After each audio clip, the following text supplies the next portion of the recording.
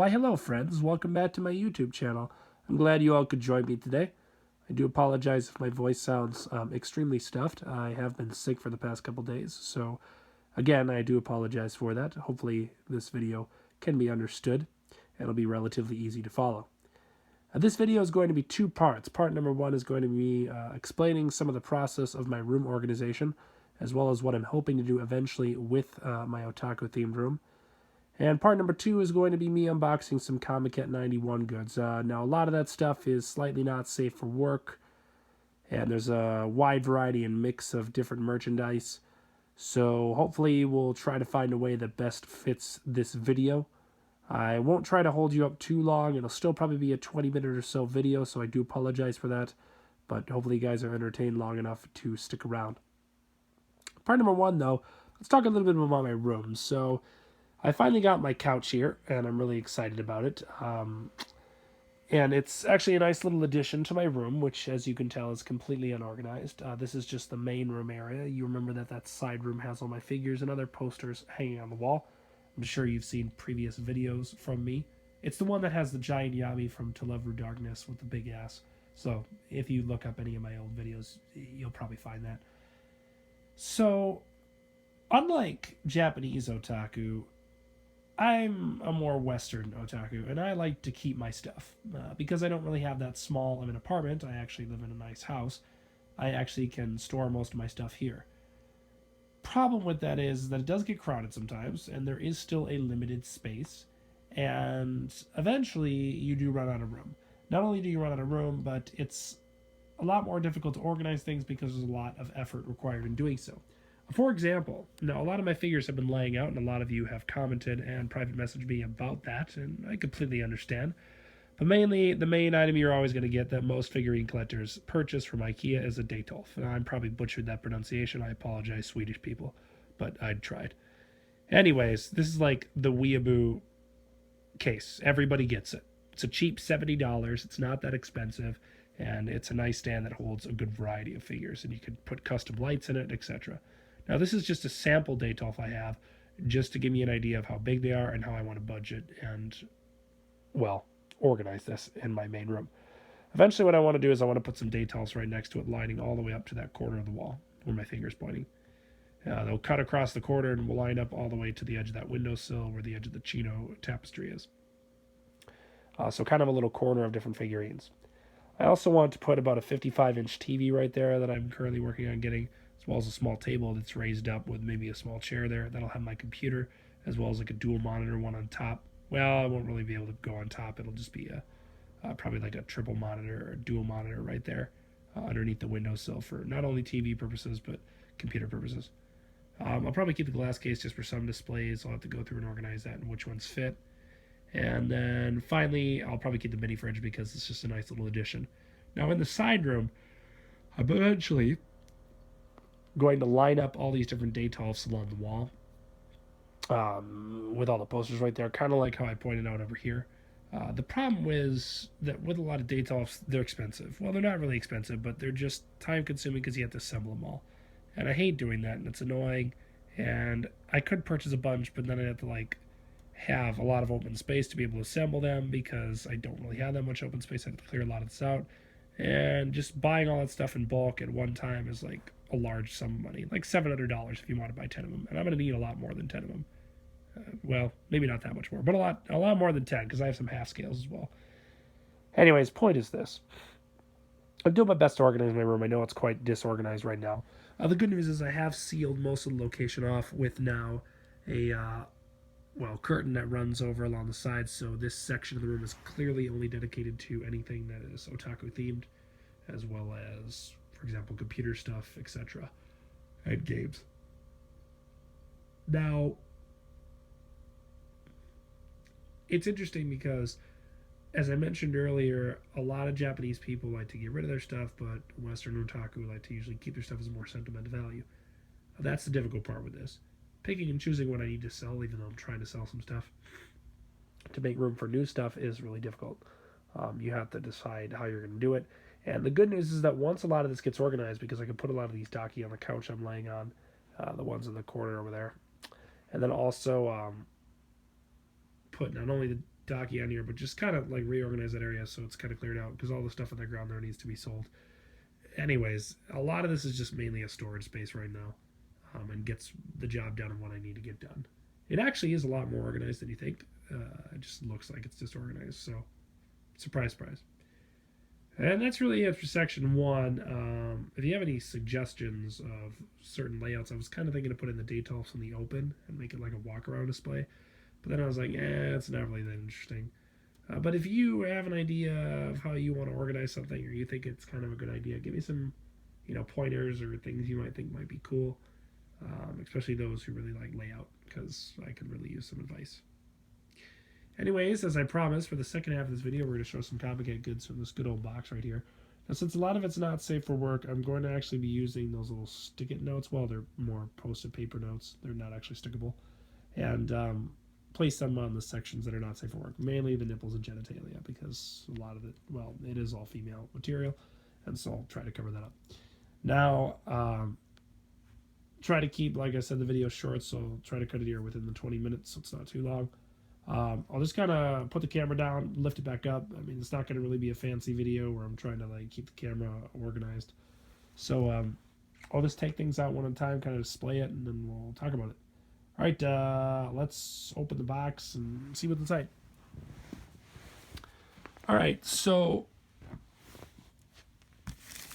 inside this box is a plethora of goodies.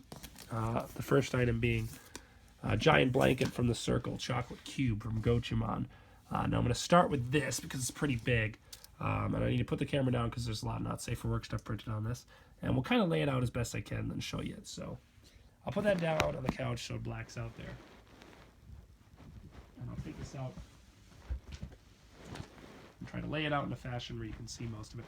Now, it's very, very big, so I won't be able to get the entire thing.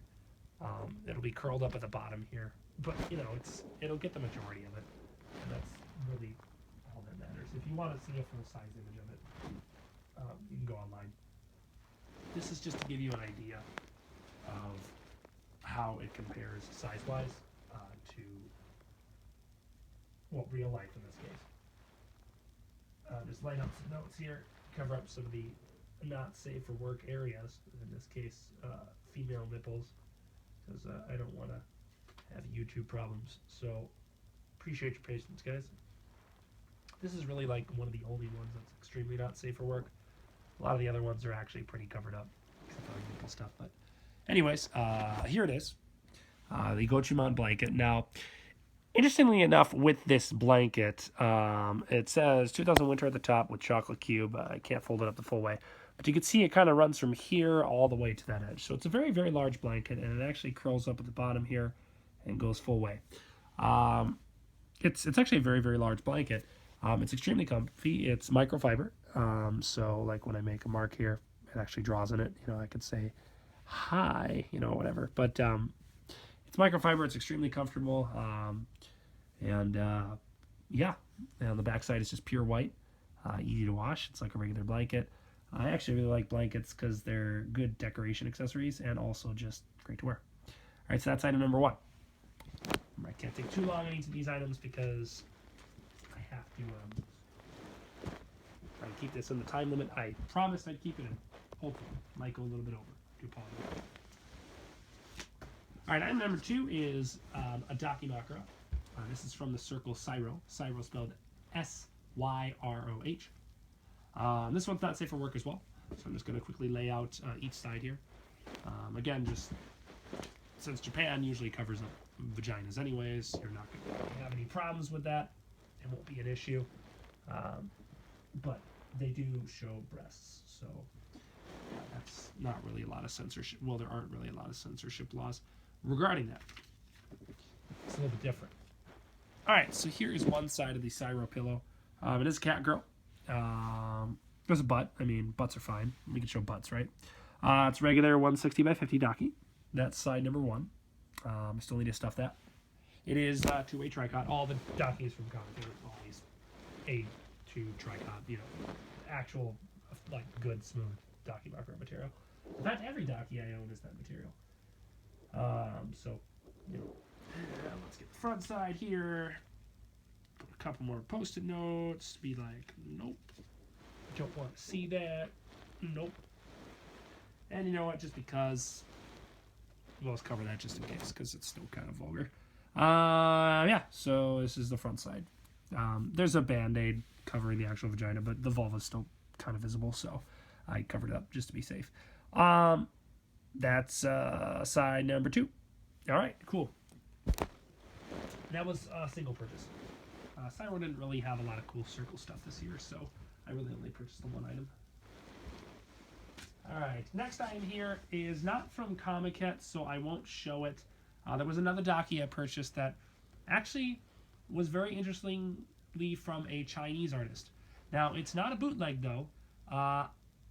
The interesting part about it is it's still two-way, but it's not a bootleg due to the fact that the artist that did it wasn't stolen art. It was actually drawn by him, and he made a Dakimakura. So even though the Chinese artist was the one that drew the image, technically a lot of people might say, and I don't really know the rule behind this, what isn't a bootleg technically a copy of something? So I'm not really going to show that, but I'm going to show the item after that, which is another Daki, because I'm going to stick on the themes of Dakis here. The bootleg item, interestingly enough, is purely, I thought that was only for copies, because this one, it's from a Chinese artist, but he originally drew the art as fan art from Prismalia, and technically it's not a bootleg then, right? It's just not from a Japanese artist, and it is two-way tricot. It is official, you know, Daki material. But you know, I don't know. Some people will argue, whatever.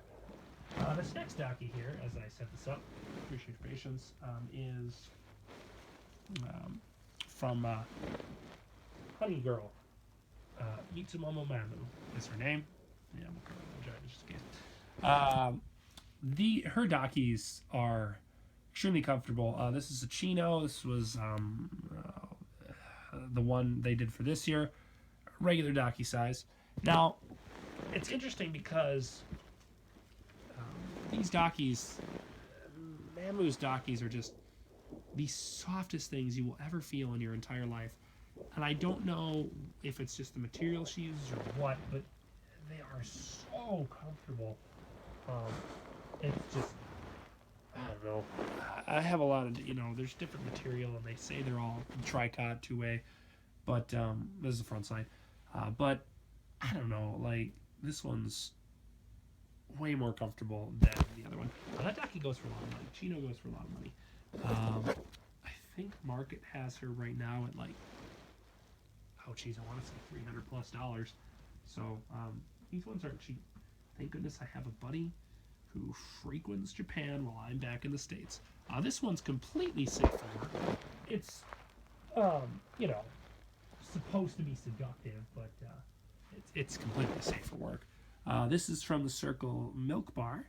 This is Hibiki. Like I said, it's seductive, but it's still safe for work. I don't need to cover anything up about this one. That's the back side, technically, because the back side's always the more inappropriate side. And then this is the front side. I like how she's smiling on the back side, though. Usually they're always in there, you know, not happy. Regular Daki, you know, another Hibiki one. That's that one from Milk Bar. I'll just stick on the theme here of Milk Bar items. My very first towel hoodie. Extremely excited about this. So next time I go to Comiket, I get to wear this. It's super fun. It literally is, as the name states, a towel hoodie. Here's the art. It's from Milk Bar.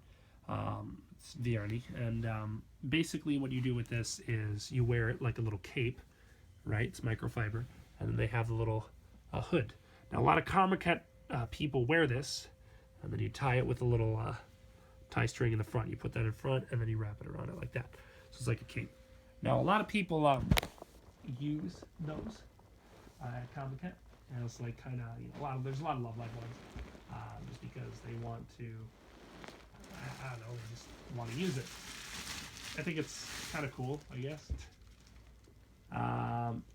Next item here is a parka, or I guess I'd call it a hoodie,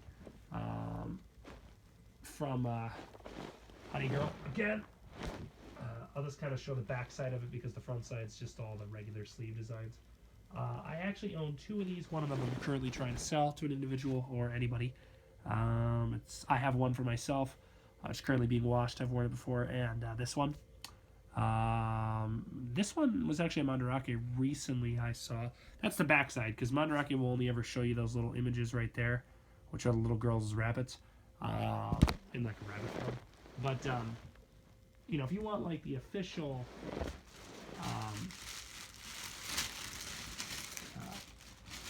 backside of it, that's what it looked like. If Mandarake still has it up for sale, I think it's going for like 150 or something. That's from Milk Bar. That's just broken. I love it. And it might be from Mamu.